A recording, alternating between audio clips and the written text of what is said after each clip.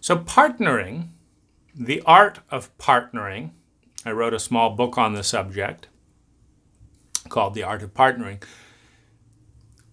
is a paradigm, first of all, in which when you are in relationship, you are both sublimating certain aspects of individuality in the honored recognition that the third energy that is born in the relationship and the probability field that that opens up is bigger than the probability field of the individual. So in other words, you have a piece of wire, just a metaphor. You have a piece of wire, and it can be stretched this way or this way and go this way and this way and this way and this way, and it has the life of a piece of wire. Then you have a flashlight with a missing wire, so it doesn't turn on. And the flashlight and the wire meet each other, and they both see an opportunity. The flashlight sees that if the wire will partner with them, become a part of the light-generating vehicle, the battery, the light bulb, and all that, they're going to create this synergy of light. And the wire sees, if I become a part of this flashlight, I will be a part of this synergy of light.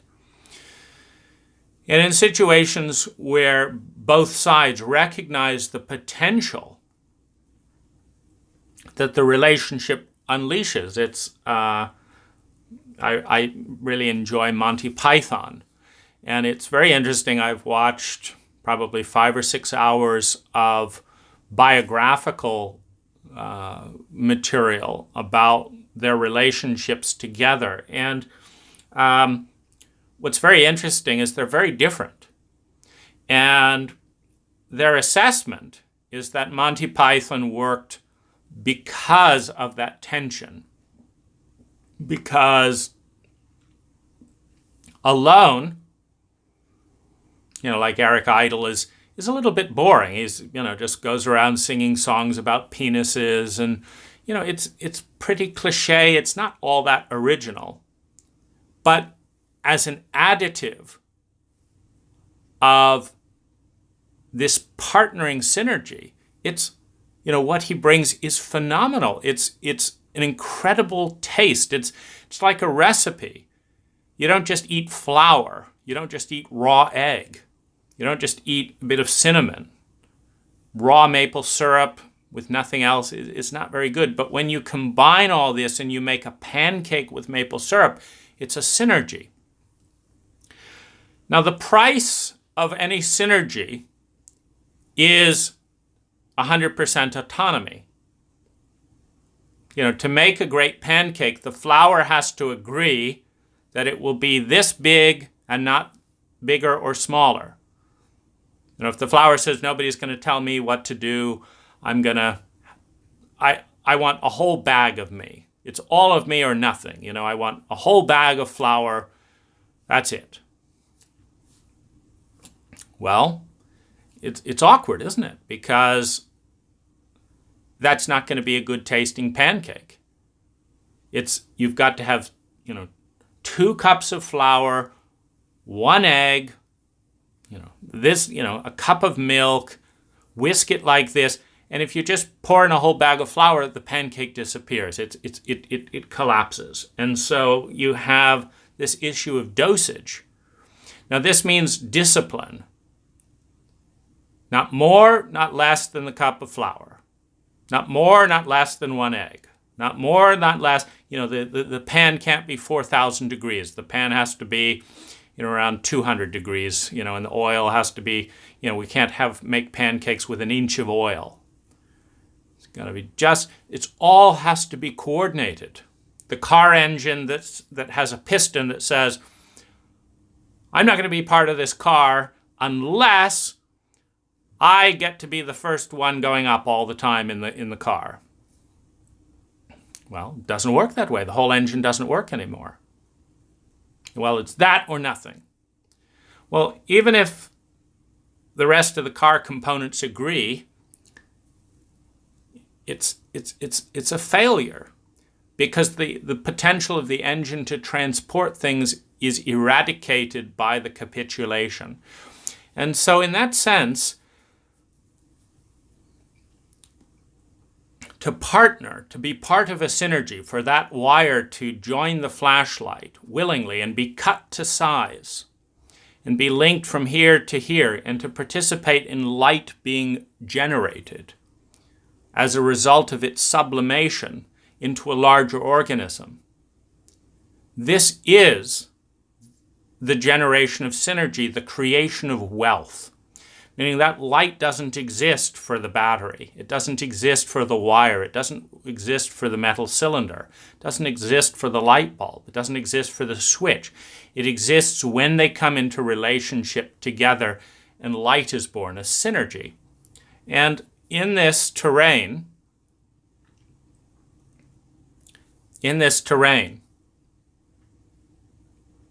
of relationship, you see, it doesn't exist if I get to have sex with whoever I want, whenever I want, without consequences. It doesn't exist if I introduce STDs rampantly into the relationship. It doesn't exist if I take all your money and spend it. It doesn't exist if it's always my music at top volume even though you hate it. It doesn't exist without a profound partnering of synergy, of boundary, of awareness, based on a respect for the probability field and the possibility field that comes if you uniquely come together, aware of what can be born between you that cannot exist alone.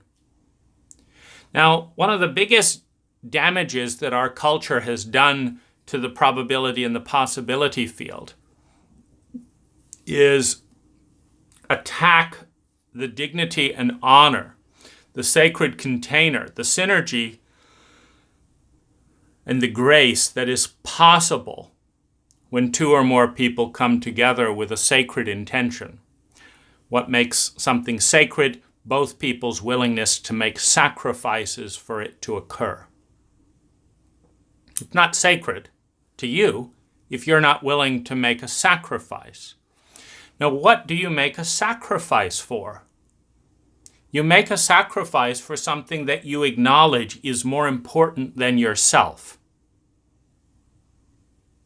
For example, if this head and neck will not make a sacrifice for the rest of the body, it's an expression of profound ignorance in the first place, because from that profound ignorance,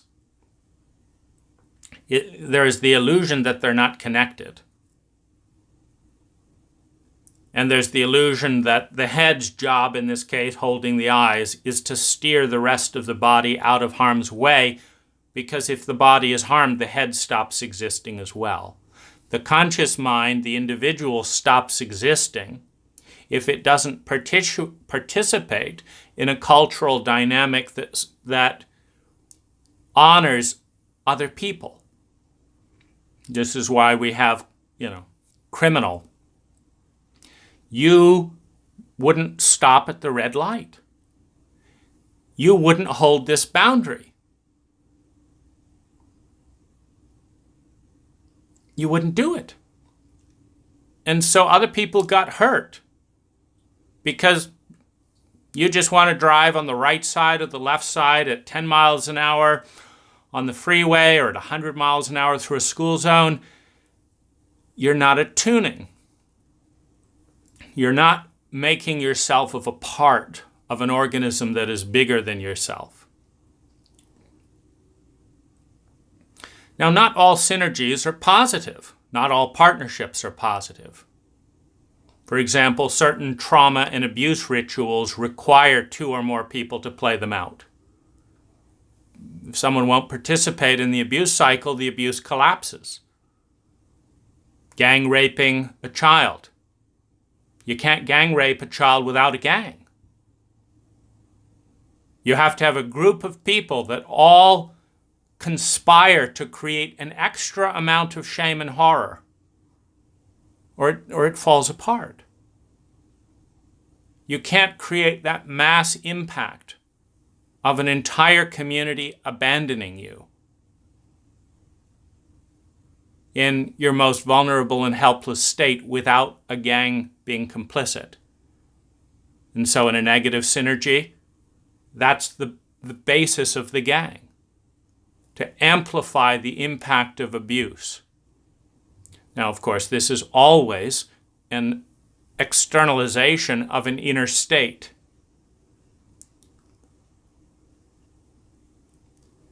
People who don't have profoundly repressed shame, profoundly repressed helplessness in which no one came to their aid, don't participate in gang rape. It's the repressed, unconscious, alone parts that were betrayed coming out. Now, of course, we're busy denying that on a cultural level, and so it keeps coming out in these, quote, surprising ways. They're not surprising at all. Anytime you're surprised by a system, by the way, it just means you don't understand it. If you understand the system, you are not surprised by it. And if you're surprised that you're surprised, you're out to lunch. You're the enemy because you've rendered yourself ignorant to such a degree, or you've participated in a social collusion of ignorance to such a degree that something actually is surprisingly surprising because you weren't paying attention to the dynamics that were outside of the narrow corridor of your paradigm, of your dogma. Something to think about. If anyone is surprised by pain and abuse, it means they don't know what they're doing. And it means if they're still surprised and not doing anything about that, there's a collusion in willful ignorance. Well, this is true with a partner as well. Why do you do this? I don't get it. Why are you such an idiot? Why da-da-da-da-da? Well, you're not just talking about your partner. You're talking about you. The question of why, when it is rhetorical and has no basis in, its basis is that you shouldn't exist, basically. Let's say you're a partner of someone who's cutting themselves. It's a very common phenomenon in the United States, so you might as well learn why people are doing it. You might learn something. You might learn more than them. So, if you don't understand why people are cutting themselves in a supposedly civilized country, it means you don't know what you're doing. Which means you don't know how you're adding to the emotional language and landscape that leads to the cuts, and you don't know how you're detracting, and you won't know what to do if one day you feel like cutting yourself, and what am I doing? I'm cutting myself. This feels good. What? I have no idea. I just know it feels good, so I'm going to do it. Well,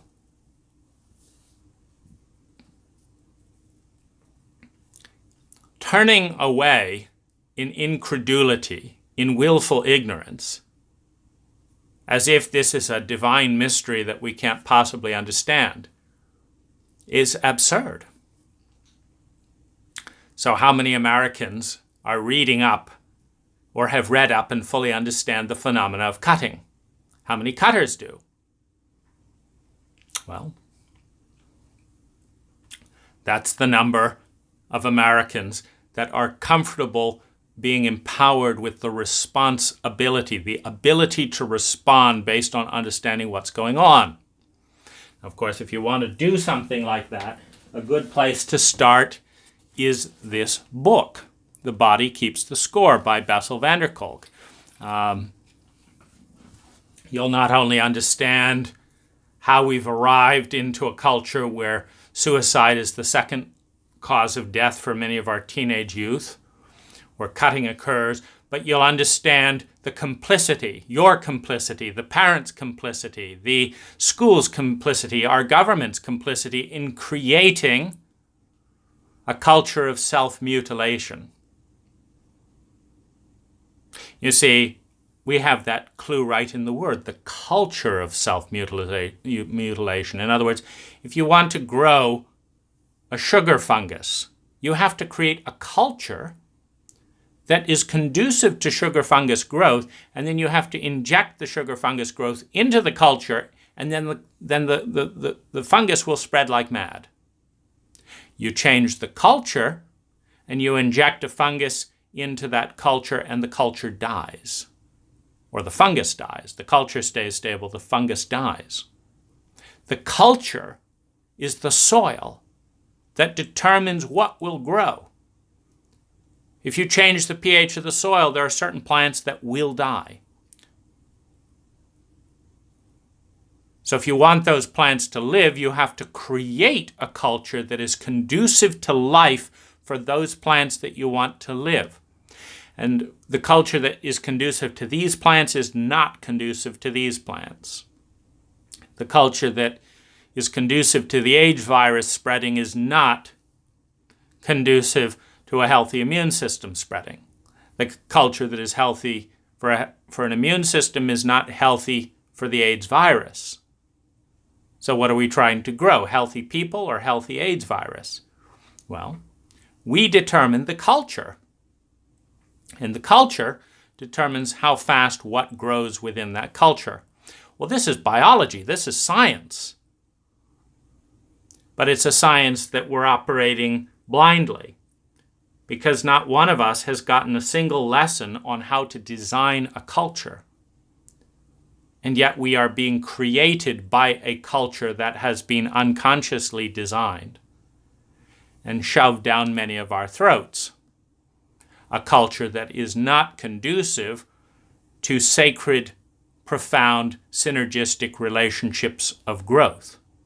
Now, how do you know when a culture is or is not conducive to that? You know, because a culture that is conducive to sacred relationships of high growth and synergy has the vast majority of people in the culture having sacred relationships with rapid growth and synergistic release. And the cultures that are conducive to abuse and toxicity have a large percentage of relationships in them that are toxic and abusive.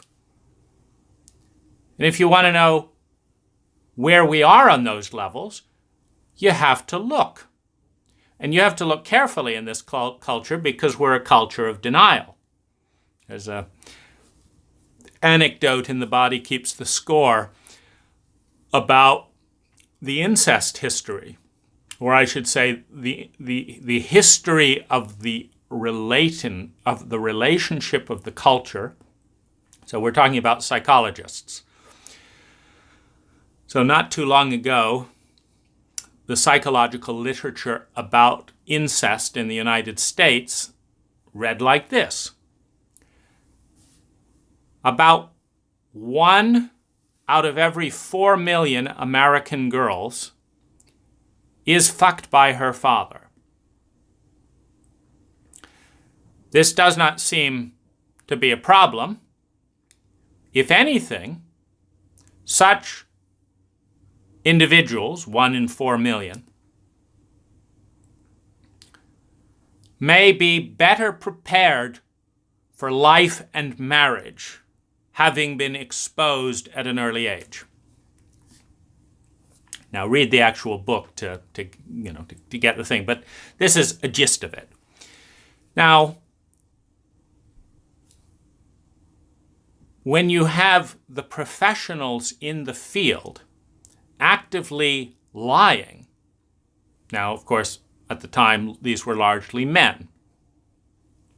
And we know from the psychohistory of professions and religions that the majority of people who get into psychotherapy and therapy and psychology, etc., do so out of a trauma that brings an extraordinary amount of pain and thus an extraordinary amount of consciousness to the domain that they become expert in. Pain is a teacher. When you're dealing with an emotionally, psychologically ignorant culture, such as our Western culture, what's going to happen is a certain percentage of the people are going to be so miserable within that culture that they become unusually conscious in a domain within that culture that is not typically explored. And we can see that happening with me here in a phenomena of abuse where the facilitators at the Human Awareness Institute and board and the community at large participated in a violation and abuse dynamic, sexually, spiritually, emotionally, physically, and financially, that was so horrifically painful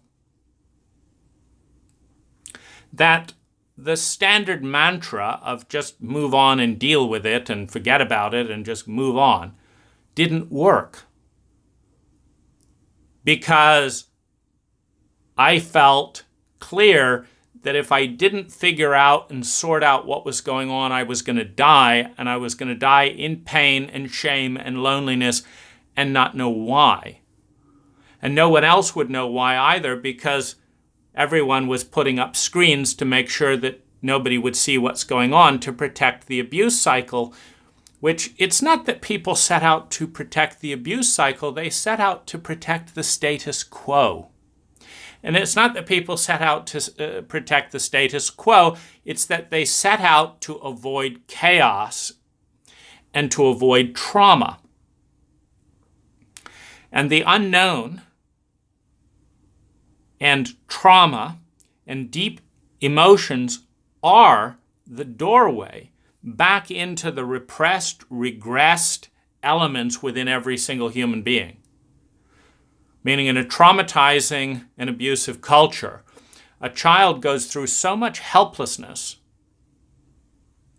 so much fear, so much anxiety, so much despair, so much distrust by the time that they have language, and certainly by the time they leave home, that most Americans will relate to the feeling, I am never going to feel that way again. I'm never going to let anyone do that to me again. I am never going to put myself in a situation that someone could betray me like that again.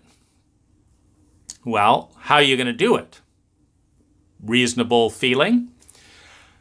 Are you going to do it by becoming self-aware, emotionally literate, trauma literate, studying psychology, doing therapy, doing meditation? In fact, are you going to do that by dissolving your entire cultural infrastructure and becoming a healthy, self-aware human being that doesn't fit within the culture?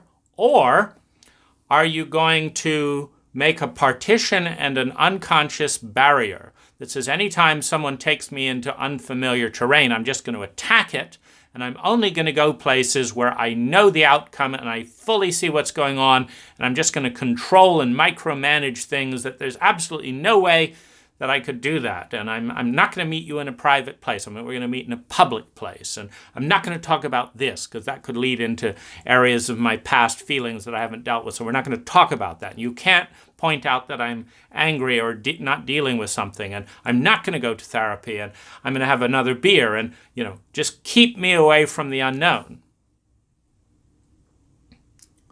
Well, when you keep someone away from the unknown, you're keeping them away from 99.9% of who they are. Remember, the conscious mind is inside this necklace. It's what's in this narrow view. 99.9% of reality is out there. It's not in this tiny little space. So you become ignorant. So, when you're going to die, you say, I got to figure this out. No, I do not want to go into those horrible, helpless feelings. No, I do not want to deal with my mother's abuse. No, I don't want to deal with my father's abuse. But I've got to deal with it. I've got to develop technology to respond to this situation, or I'm going to die. And so when psychologists of a culture, those who hit that barrier and said, this is fascinating, I want to understand, because with so many therapists, etc., they're drawn to the subject because of these traumas, because they want to know more than the status quo. And so when that group of people who wants to know more than average can only admit to 1 in 4 million, Bessel talks about, it's kind of odd that he was, because at 1 in 4 million, there's just going to be a couple of hundred sexual incest survivors in the entire United States. So it's like, how are they all coming to my office? How's half the country's sexual abuse survivors and incest survivors talking to me? So it's obvious, so this is where, a culture that's complicit in denial, of course, won't do a study. It will say this is the way it is, and we don't want to look too closely because it might shatter the dogma. It might shatter the barrier we've put up to not look at that terrain. And one of the most interesting places that you can possibly look in a culture is the relationship of the innocence of the child and the grown adult, and the patterns of violation, of betrayal, of shame and abuse, and how and why those occur. If you want to understand yourself and the culture you're a part of, you look there. Because so many of the viral patterns that then replicate out and spread as dis-ease within the culture come from there. That pattern of relating between power and innocence, between the individual and the government, between the child and the parent. If you study that relationship, you understand the culture. Because the child is the government. The child that grows up being betrayed and abandoned and knowing that their only value comes from public image and money and power is the Richard Nixon of a president who rises to the top desperate to invert the helplessness and worthlessness of a child into the high status symbol that dominated the child. So it's completely in keeping that a Richard Nixon could lie and cheat and punish to create that power, could drop living flames on a country of innocence halfway around the world and justify it. Because he's lived through that as a boy, as the power structures around him drop living flames on his psyche and justify it, and use him to sustain and maintain their power structure as opposed to sacrifice themselves to champion what's beautiful, what is potential within him. All life is the sacrifice of the old to protect and honor what is being born. All death, all evil is the destruction of the seed, the destruction of what's new, to protect the status quo. Everything that is stationary is eventually stagnant and leads to death. Everything that is growing is leading to new life. We come here to the fragile helplessness of innocence, the undefended innocence that is machine-gunned to shreds on a daily basis within our psyche, with a hostility and a rage and a hatred to the message of vulnerability, of grief, of soul.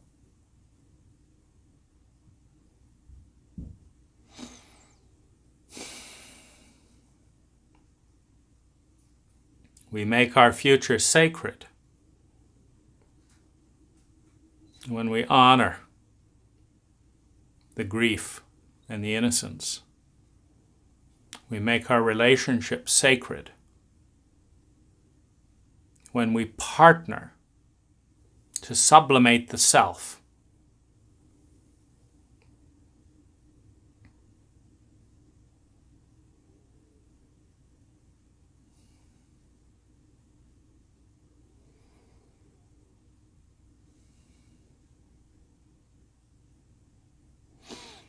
And to close and complete the thought of this dimension of how much partnering,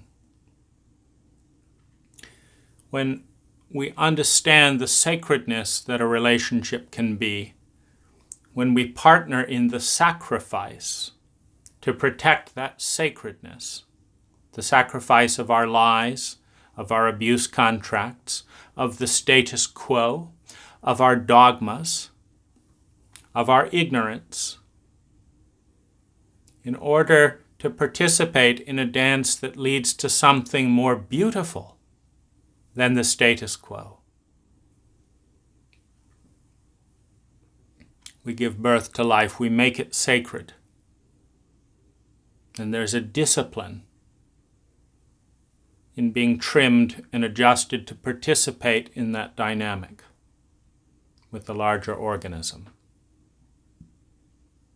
I talk about it a lot more in the book, The Art of Partnering. But in any relationship, we're doing things unilaterally, or we're doing things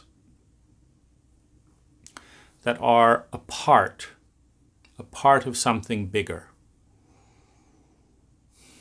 that we make sacred with our sacrifice and the choice to partner in that sacrifice.